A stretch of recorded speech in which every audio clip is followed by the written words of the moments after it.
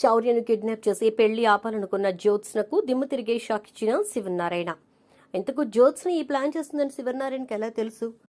మరి జ్యోత్స్నకి ఎలా షాక్ ఇచ్చాడు? శ్రీధర్ కూడా దెబ్బలు తిన్నాడు. ఎందుకు? అసలు ఏం జరిగిందనేది వీడియోలో చూసి తెలుసుకునేద్దాం. కార్తీక దీప్ మీద నవ వసంతం రాబోయే ఎపిసోడ్స్ లో జరగబోయే కథను ముందుగా తెలుసుకోవడానికి వీడియోని లైక్ అయితే చేసి ఛానల్ను సబ్స్క్రైబ్ చేసి పక్కనే ఉన్న బెల్ ఐకాన్ లో ఆల్ ట్యాప్ చేయడం మర్చిపోకండి. మొత్తం మీదకి చూసుకున్నట్లయితే కనుక దీప కార్తీక్ల పెళ్లికి అంతా సన్నద్ధమైపోయింది. దీపను తయారు చేసి ఇక సుమిత్ర ఆశీర్వదించడానికి కూడా ఇష్టపడదు. కానీ దీప తల్లో పెట్టాల్సిన పూలను విసిరి కొట్టిన కాసేపటికే వచ్చినటువంటి శ్రీ దశరథ్ని పట్టుకుని నాన్న అంటూ గట్టిగా ఏడ్చేస్తుంది దీప. మన కూతుర్ని రెడీ చేసావా అన్న దశరథ్ మాట అప్పటి వరకు సుమిత్ర జ్యోత్స్న వాళ్ళు ప్రవర్తించిన తీరు దీప మనసుని ముక్కలు చేసేస్తాయి. దాంతో ఇక కన్నీరు కారుస్తూ ఏడుస్తూ ఉంటుంది. అది చూసినటువంటి దశరథ్ అయితే ఏడవకు తల్లి, అయిపోయింది, ఇంకెంత, కాసేపట్లో నీ పెళ్లి జరిగిపోతుంది, సరేనా అని అంటాడు. అలాగే నాన్న, అలాగే అంటూ ఏడుస్తుంది ఇక దీప. ఇక పంతులు గారు పిలిచేసరికి దీపని కార్తీక్ని కిందికి తీసుకెళ్తారు. అలా కిందికి వెళ్ళిన తర్వాత దీపని పెళ్లి పీటల మీద కూర్చోబెట్టి సుమిత్ర చాలా కోపంగానే వెళ్ళి దశరథ్ పక్కన నుంచి ఉంటుంది. ఈలోపు జ్యోత్స్న, పారిజాతం ఇంకా శ్రీధర్ ముగ్గురు బయటకు వచ్చేస్తారు. అలా బయటకు వచ్చేసిన తర్వాత ముగ్గురు మాట్లాడుకుంటూ ఉంటారు. ఈ పెళ్ళి ఆపడానికి ఏం ప్లాన్ చేసావు అని చెప్పేసి పారిజాతం అయితే శ్రీధర్ని అడిగితే, పెళ్లికి కావాల్సింది ముఖ్యంగా తాళి కదా, అందుకే తాళి దాచిపెట్టేస్తున్నాను అంటే, చాలా ఓల్డ్ ఐడియా ఇది, ఓల్డ్ కాదు ఓల్డెస్ట్ ఐడియా, నేను పుట్టక ముందుది అని చెప్పని అంటుంది.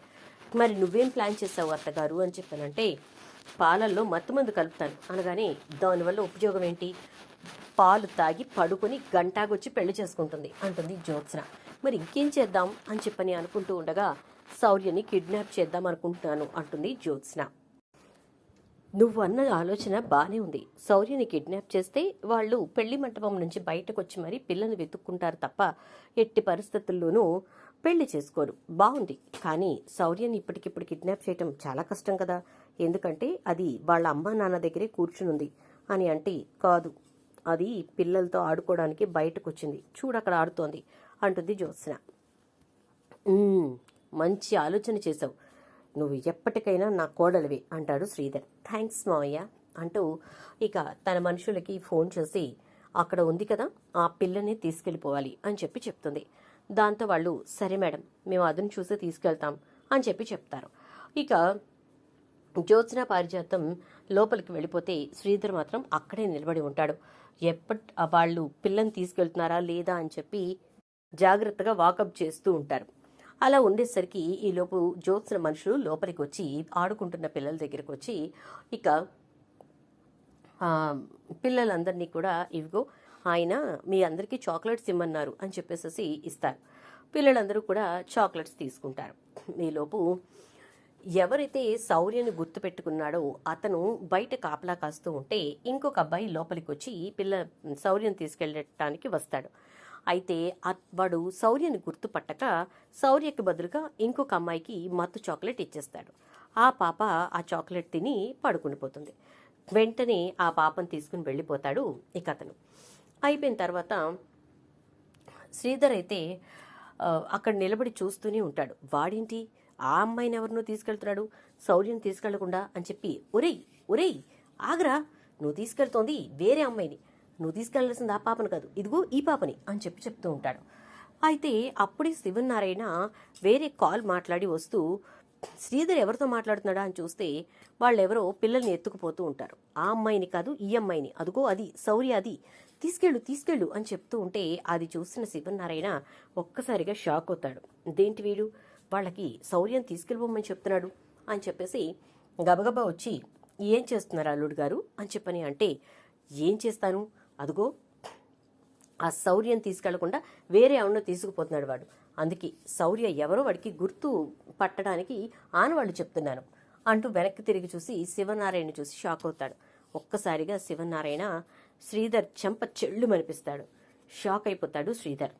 పిల్లని కిడ్నాప్ చేయమని చెప్పి చెప్తున్నావా, ఎందుకు, అసలు నీకు ఆ అవసరం ఏమొచ్చింది అనగానే, బాగుంది మావయ్య గారు, నేను చేసిన తప్పుకి నన్నే కొట్టి నేను చెయ్యని తప్పుకి నన్నే కొడతారా? కిడ్నాప్ చేయమని చెప్పింది మీ మనవరాలు, ఆవిడ నెల్లి కొట్టండి. నేనేదో నుంచుని ప్రేక్షక పాత్ర వహిస్తున్నాను. అక్కడ తప్పు జరుగుతోంది.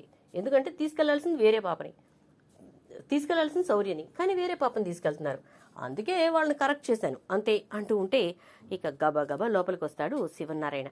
శివనారాయణ స్పీడ్ చూసి పారిజాతం షాక్ అయిపోతుంది. ఒక్కసారిగా జ్యోత్స్న అంటూ గట్టిగా అరిచేసరికి ఏంటి తాత అని చెప్పని అంటుంది. శౌర్యని కిడ్నాప్ చేయమని చెప్పావా అని అంటాడు.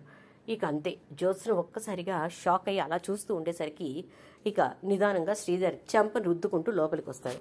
అబ్బా మోమయ్య, మొత్తం అంతా బయట పెట్టేసినట్టున్నావుగా అని చెప్పి అనుకుంటూ, ఎవరు చెప్పారు తాత అంటే ఈ శ్రీధర్ గాడు చెప్పాడు.